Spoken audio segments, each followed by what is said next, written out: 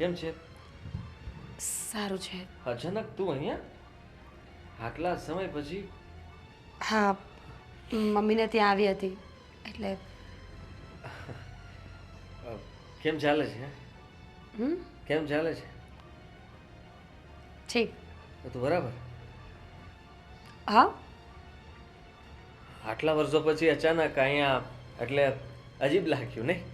હા. અને એ પણ પાછા ભગવાનની સામે. ભગવાન કદાચ મંદિરની બહાર મળ્યું હોત તો વધારે સારું હતું. તો 2-3-4 શબ્દો કહી શકત કે જલ્દી ભાગી ગઈ, છોડીને જતી રહી, દગો આપ્યો. આદિ, તું હજી ત્યાં જ શું કામ અટકી રહ્યો છે? જો હું મંદિર દર્શન કરવા આવી છું, લપ કરવા માટે નહીં. આ બધી વાતનો હવે કોઈ અર્થ નથી બનતો. કાંઈ વાંધો નહીં, સોરી. તો કેવું ચાલે તારું લગ્ન જીવન? First class? એકદમ તે જે વિચાર્યું હતું, તે મને જે રીતના કહ્યું હતું એ પ્રમાણે તે થતું હશે ને બધું? મેં શું કહ્યું હતું? આપણે સપનાઓ જોયા હતા ને સાથે? હા, તો એ સપના આપણા હતા. બીજા કોઈ સાથે મેં નહોતા જોયા. તે લગ્ન તો કરી લીધા ને? તો એ કર્યા. સપનાઓ ત્યાં પૂરા કર્યા હશે ને? પ્લીઝ આદિ, આ બધી વાતોનો હવે કોઈ અર્થ નથી.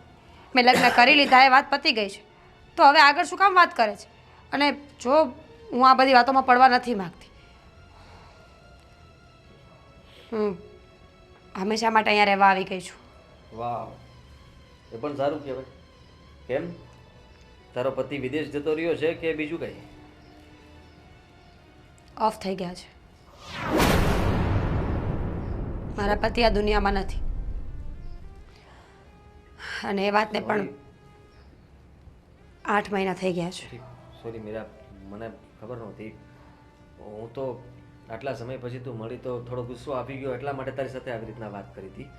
બાકી ઘણું બધું મેં પણ જતું કર્યું છે ને ભૂલી ગયો છું. It's okay. I am sorry. તો તું હવે અહીંયા જ? દીકરો છે મારે એક, 1.5 વર્ષનો. મમ્મીના ઘરે આવી છું ને અહીંયા જ રહેવાની છું હવે. મમ્મી લોકોએ કીધું કે ત્યાં એકલી તો સર્વાઈવ નહીં કરી શકે, અને એ લોકોને પણ એમ લાગે છે કે એમના દીકરાનું મૃત્યુ મારા કારણે થયું છે. એટલે હું હંમેશા માટે અહીંયા આવી ગઈ છું ડિવોર્સ લઈને. અને જે આ દીકરો છે એ હવે મારી પાસે જ રહેશે.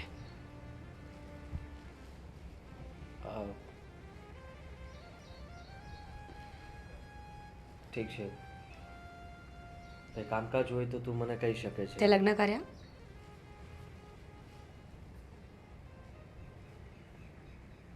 મોઢા પરથી શું લાગે છે? તને પહેલાં પણ નહોતી ઓળખી શકતી, તો હવે તો ખબર નહીં. કરી લીધા. અને મારે પણ 4-5 છોકરા છે. જો હું મંદિરમાં ન હોત ને તો મારો હાથ ઉપડી જાત. ત્યાં સારું ફમ્બલિંગ થઈ ગયું. 4-5 કહેવાય ગયા. છોકરાઓ તો ખબર જ હોય ને કેટલા હોય. બી સિરિયસ. આ લગ્ન નથી ત્યાં. શું કામ? કરી લેવા જોઈએ ને. હવે તો તારી ઉંમર પણ નીકળી ગઈ છે. ભગવાન પાસે એ જ માગવા આવ્યો હતો કે તમે જેને મારાથી છીનવી છે એને પાછી આપી દો. તું કેમ આવી બહેકી બહેકી વાતો કરે? ના ના, ખાલી કહું છું. ભગવાન પાસે તો બસ પ્રાર્થના કરતો હતો કે હે ભગવાન, કોઈ દિવસ મારે લગ્ન નથી કરવા, મારે માયા જાળમાં કંઈ પડવું જ નથી. જેમ છું એમ બરાબર છું ને, આમનામ ચાલવા દેજો. ને ખબર છે હું શું માંગવા આવી હતી? શું? મેં કોઈનું દિલ તોડ્યું હોય ને તો મને માફ કરી દેજો. બની શકે કે એની સજા મને મળતી હોય. માફ આદિ, કરી. માફ પહેલાં પણ કરી દીધી હતી. આ તો ખાલી રાહ જોતો હતો કે દિવસે સામે મળે અને જરાક થોડીક ભડાસ કાઢી નાખો. પણ ફેર ઇનફ.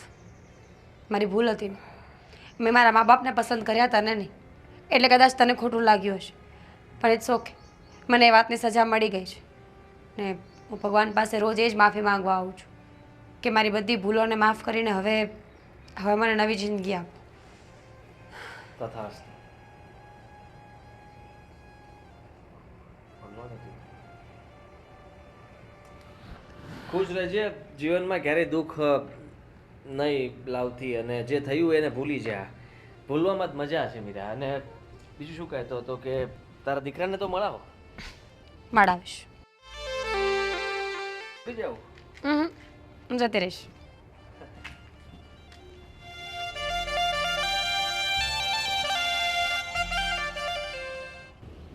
એ મંદિરે આવીને બેસીને તોય હવે નિરાંત નથી થતી. પણ ક્યાંથી થાય હવે ઉપાધિ કરો છો તે એ કરવાનું કામ ટાઈમસર કરે નહીં ને હા પાડે નહીં તો હવે કેટલાને આપણે ના પાડવી. પણ એમ જ થાય ને હવે ઉંમર થઈ ગઈ છોકરાની એટલે બધાય પૂછે આપણને અને પાછું આપણે ઘર સારું એટલે કહે કે ભાઈ અહીંયા કોઈ દીકરી દે તો દીકરી દુઃખી નહીં થાય એટલે આપણને બે માણા વધારે પૂછે. એકનો એક દીકરો છે, આપણી સંપત્તિ આટલી છે, પરિવાર ને કુટુંબમાં આપણું નામ ગાજે છે, એટલે 5 માંગા આવે સામેથી બધા કહે પણ આપણો ગગો કોણ જાય હું છે હાથ નથી પાડતો ટાણે. નકર કેવી સરસ મજાની છોકરી આ ભૂપતભાઈ જે ફોટા મોકલા ને હે સંબંધ માટે એ ડૉક્ટર છે ડૉક્ટર. તો એ છોકરીની આપણે બાયોડેટા ગયા હતા ને તેણે હા પાડી કે અમને વાંધો નહીં છોકરો પસંદ છે તો કેવી આપણે જોણ કરવું છે ત્યાં સુધીની વાત આવી. હવે આને સવારે કામે જતો તો મેં કીધું હતું ભાઈ આવા સમાચાર આવ્યા છે કેમ કે હમણાં કાંઈ નહીં હો પપ્પા તમે છે ને શાંતિ રાખો. લે પણ બધું કેટલી શાંતિ રાખવાની ભાઈ કોઈ વસ્તુની કંઈ હદ હોય ને કંઈ. હું એ પણ એને કહું છું કે ભાઈ જો હવે મારથી કામ નથી થતું એમ કરીને હું એને કહું કે ભાઈ હવે મારથી કામ નથી થતું તું હવે ક્યાંક હા પાડ તો ઘરમાં હોવ આવે ને તો મારે થોડીક શાંતિ રહી. ભાઈ સમયસર તોય નાશ પાડે. સમયસર છે ને લગ્ન કરી લેવા પડે પછી છે ને આમાં સારું મોડું કરવામાં છે ને પછી બટકાઈ જાય હે તો છે જ ને. અને મોટી ઉંમર થઈ જાય ને તો કોઈ પછી છોકરીઓ છે ને વચ્ચે ગેપ પડે મોટો કોઈ હા નહીં પાડે પછી પાછળ. ભાઈ છોકરી તો પછી જો એક ઠેકાણું તો બીજે ઠેકાણે હાથ પાડી દેવાની એની ઉંમરની પછી કોઈ રહે નહીં એટલે તમે કયો એને જેવું થાય કે પછી કાં મોટી છે ને કાં નાની છે. અને ભણેલું જેવું પાત્ર આપણે જોઈએ છીએ હરખું એવું પાત્ર ન મળે ને પછી બધી વાતમાં પછી તમારે જતું કરવું પડશે, બાંધછોડ કરવી પડશે. અને બધા 1 કે 2 વાર છોકરીઓ બતાવે પછી આપણે 1-2 વાર ના પાડીને તો પછી કોઈ બતાવે નહીં છોકરીઓ. હા પણ આવા સગાને કંઈ ખબર પડતી નથી ને એ તો હવે જુવાનીના જોશમાં બસ એને કાંઈ આપણે પૂછાયું તો એને દોસ્તાર ઓલો મગનો ખરો ને કે ભાઈ એને કંઈ સેટિંગ બેટિંગ નથી ને ક્યાંય તો આપણે એમાં એ જોઈ છોકરી સારી હોય તો એમાં હા પાડી દેવી.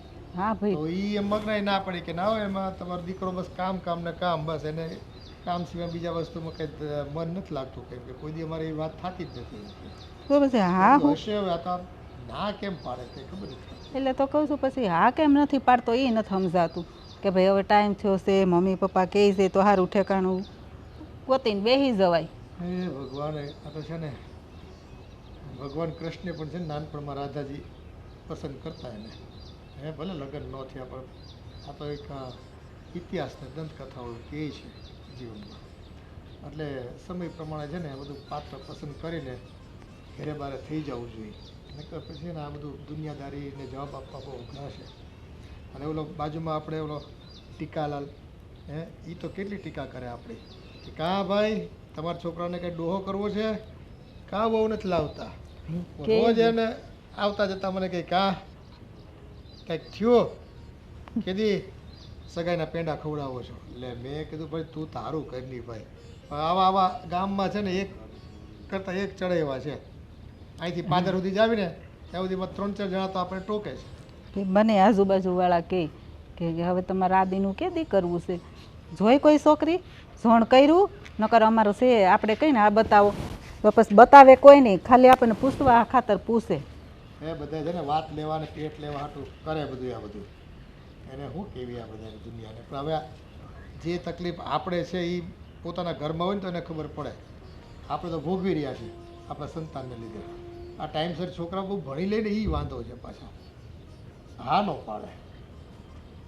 બહુ વધારે ભણાવે સારું છે. છોકરીના મા બાપને એ જ તકલીફ છે.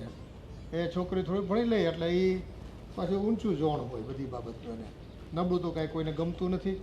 ઘેરે બંગલો જોઈ, ગાડી જોઈ, ફેક્ટરી જોઈ, વિદેશ ફરવા જોઈ, છોકરો હીરો જેવો દેખાતો હોવો જોઈએ, પછી પૈસે ટકે એકદમ રાજાશાહી હોવી જોઈએ. પાછા કંઈક દેશમાં ખેતી જોઈ. અમે ખેતરમાં ખેતી કરવા તો મારી દીકરી નહીં જાય હો પહેલેથી એવું પાછી આપણે બંધ નહીં કરે. લે એમ તો વાંધો હશે અને જવું ક્યાંય નહીં. ખેતી છે એમ કહી દે કંઈ તમારી દીકરી જાય તો કે મારી દીકરી ખેતરે કામ નહીં કરે ને ઘરે નહીં કરે. હવે ઘરના કામય ના પાડે. ખેતી પાછી જોઈ પાછી પૂરેપૂરી. અરે અત્યારે એકેય વાતે કોઈને પુગાય એમ નથી. અરે ને શું કરવું ને હવે આ સમાજમાં છોકરાઓને સંબંધ કરવા અઘરા છે પણ હવે આપણે ઘર સારું છે તો બે વાતો વળી આવે છે, નકર આપણે ફાંફા મારવા પડે છે. 10 ને કહો ને તો એક આ નથી પાડે એમ. આ દુનિયાદારી હવે ક્યાં જહાન ખબર નથી પડતી. સચિન બેટા તારા માટે શું લાવવું છે બોલ? વરસાદ આવે છે, રેનકોટ લાવો છે? નહીં, પણ તું પહેરશે નહીં. તારા માટે ચપ્પલ લાવ્યું તો એ કેમ હું આવી ગઈ. રોડો નથી ને? નથી રહ્યો? પણ બેન તું ક્યાં ગઈ હતી આટલી વાર સુધી? હા, મંદિરે ગઈ હતી. કેટલા સમયથી ગઈ નહોતી તો લાગ્યું કે ગાંટો મારી આવું. તો તારા સચિનને સાથે લઈને જવાય ને મંદિરે ગઈ તો. તને ખબર છે ને સૂતો હતો એટલે નહોતી લઈ. લાવ હવે હું રાખું. સચિન લે તારા દીકરાને તું સાચવ. અને એટલી મસ્તી કરે છે ને, અત્યારે થાકીને બેઠો છે. અને જ્યાં સુધી એનામાં એનર્જી હોય ને ત્યાં સુધી તો હે ભગવાન, ભગવાન ક્યાં લઉં છે? તુફાન છે તુફાન. મામા પાસે આવવું છે બેટા તારે? લે એમાં શું છે કે નથી આવું. લે હવે નથી આવું. તું ક્યાંક બહાર જવાનો હતો? બસ હું જાતો જ હતો, પણ હવે આ તારો છોકરો ઉઠી ગયો ને એટલે પછી મેં કીધું થોડીક વાર ક્યાં જવું છે દીકરા? એમ તારી ભાભીને છે ને મંદિરે જવું છે. તો કઈ નહીં, આને પણ સાથે મોકલી દઈએ. જવું જ તારે બેટા? હા, બહાર જો તો તારી ભાભી એમ તો વ્યવસ્થિત સારી રીતે સાચવી લે છે. છોડ છોડ છોડ. હે ભગવાન, મેં તને કહ્યું ને આની પાછી ઊંઘ ઉડી ગઈ લાગે. હવે છે ને આખું ઘર. છોકરા એવા છો. બેન ઘણો સમય થઈ ગયો છે તારા ઘરવાળાને ગયા ને. ખબર છે ભાઈ, પણ હવે એ વાત દોહરાવી જરૂરી નથી. હું જાણું છું કે કદાચ હું આ ઘર પર બોજ બનીને રહેતી હશે. નહીં બેન, ભોજની વાત નથી, પણ એક ભાઈ તરીકે મને તારી ચિંતા થાય ને, તારા ભવિષ્યની. જો અત્યારે અમે છે ત્યાં સુધી કંઈક તકલીફ ઊભી થઈ તો એમ તો તારી ભાભી સારી છે કે સચિનને સાચવી લેશે. તારા વિશે ક્યારે મને કાંઈ કહેતી નથી, પણ મને તારા ભવિષ્યની ચિંતા છે. જાણું છું, બધી જ ખબર પડે છે મને, પણ શું કરું? જો મારી એવી કોઈ ઈચ્છા નથી કે હું બીજા લગ્ન કરું. સચિન છે ને, હું એના પર મારી આખી જિંદગી કાઢી નાખીશ. જો અને આમ પણ હવે એકવાર જે થવું હતું એ થઈ ગયું છે.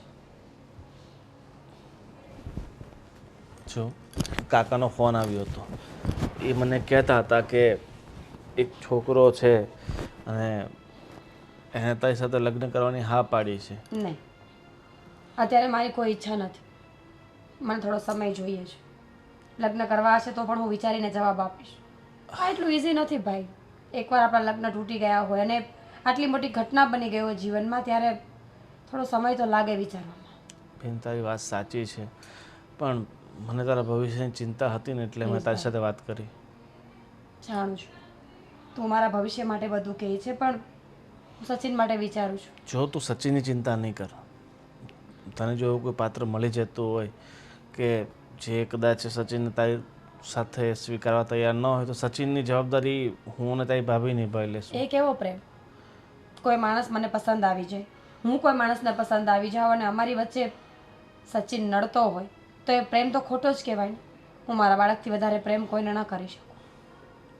પણ એ તો હું મતલબ કહીએ છીએ, કારણ કે સચિન ઘણા સમયથી અમારી સાથે છે એટલે અમારી સાથે પણ એની લાગણી બહુ બંધાઈ ગઈ છે.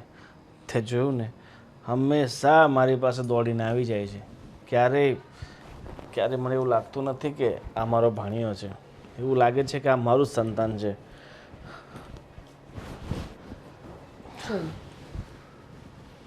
ક્યાં જવું છું બેટા?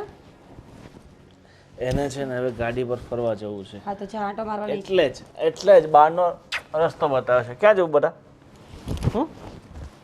મેં કહ્યું ને, હવે એને ગાડી પર એક આંટો મારીને જ લાવવો પડશે.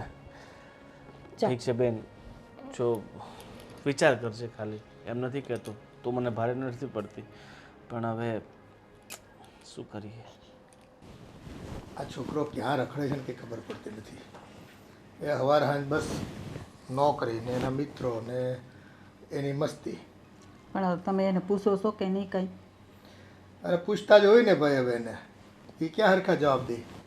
એ તો ક્યાંથી જવાબ દઈ પૂછવી એટલે. મને એમ થાય છે કે હવે મારે મા તરીકે હું એને હું પૂછવું ને હું કેવું એમ થાય.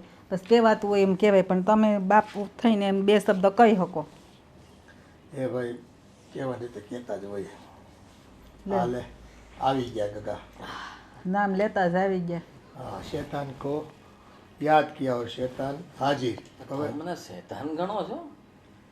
એ એમ જ કહેવાય બેટા. એ જે એમ કહે ને પ્રેમથી જે માને નહીં એને આમ સાદી ભાષામાં એવું બધા કહે એટલે આ મને ટેવ પડી ગઈ છે પછી. આ તો જો કે કહેવાય નહીં ઘરના છોકરાને તું તો ડાયો દીકરો છો મારો, પણ જો કાળા વાઘા પેલા ઘોરની જેમ પહેરીને ફરે ને તો એ આમ ન કહેવું હોય તો એ આમ જીભ પર શબ્દ આવી જાય. પેલા અઘોરી હોય ને એ આવા કાળા કપડાં રાખે અને આવી દાઢીઓ રાખે ને મારે તો જો આ બુઢાપા એટલે રાખી અને ધોળી છે એટલે રાખવું. પણ તારે હજી લગ્ન કરવાનું બાકી. મારી દોડી થશે ને આજની દુકાન.